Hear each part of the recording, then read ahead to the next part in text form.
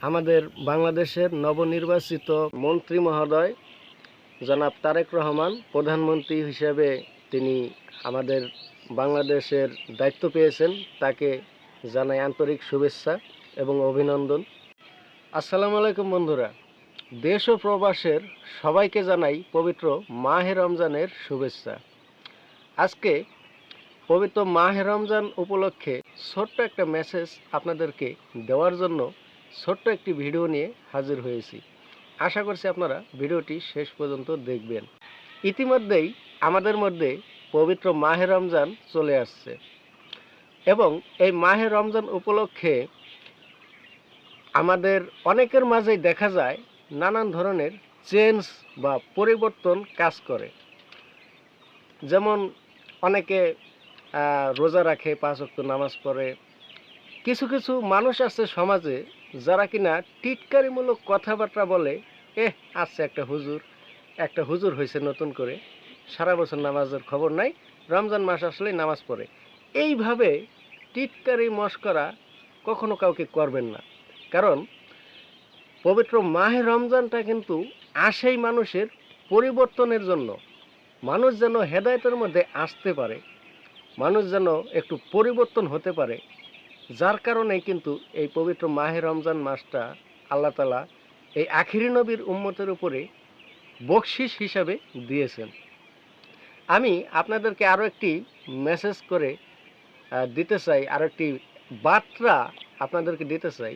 এই পবিত্র মাহে রমজান উপলক্ষে আমার দেশ এবং প্রবাসের অনেক ভাই বন্ধুরা আছেন, তারা গরিব অসহায় মানুষের পাশে থাকেন, তাদেরকে দান করেন, গরিব অসহায় মানুষকে সহযোগিতা করেন, জাকাত প্রদান করেন। একটা কথা বলতে চাই, সেটি হলো বর্তমানে অনলাইন থেকে বলেন, ফেসবুক ইউটিউবে বলেন, অনেক মানুষই অনেকভাবে সহযোগিতা মিডিয়ার মাধ্যমে চেয়ে থাকে। আমি বিষয়টাকে খারাপ দিকে নিচ্ছি না বা দেখছি না, বিষয়টা অতীব চমৎকার এবং সুন্দর। মিডিয়া হচ্ছে সুন্দর একটা প্ল্যাটফর্ম। প্রতিটা মানুষের জন্য যারা বুঝতে পারে যে মিডিয়াটার ব্যবহার, তাদের কাছে মিডিয়ার ব্যবহারটা অতীব চমৎকার। তো এই প্রক্রিয়ায় যারা মিডিয়ার মাধ্যমে মানুষের কাছে সহযোগিতা চায়, আমি দেশ ও প্রবাসের বন্ধুদেরকে বলবো, বিশেষ করে যারা প্রবাসে থাকেন তাদের উদ্দেশ্য করে আমি বলতে চাই, আপনারা ভাই, অনেকের ভিডিও সামনে যায় যে ভাই আমি খুব অসহায়, আমি খুব গরিব, আমি খুব দারিদ্রতার মধ্যে আছি, আমাকে হেল্প করুন, আমাকে সহযোগিতা করুন।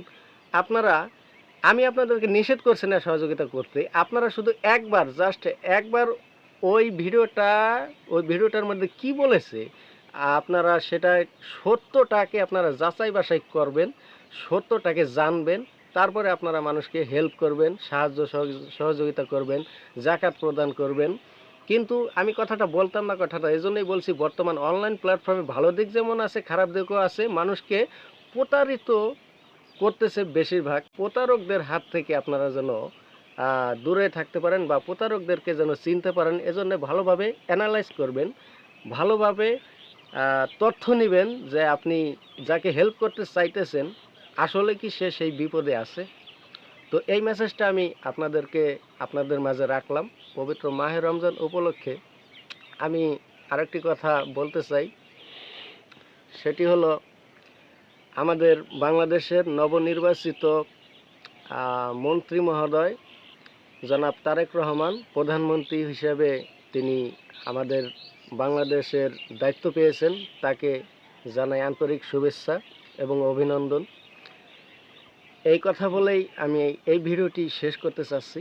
তো সবাই ভালো থাকবেন, সুস্থ থাকবেন, নিজের খেয়াল রাখবেন, পবিত্র মাহে রমজানের পবিত্রতা বজায় রাখবেন, মাহে রমজানের 30টি রোজা রাখার চেষ্টা করবেন। সবাই ভালো থাকবেন, সুস্থ থাকবেন। আল্লাহ হাফেজ।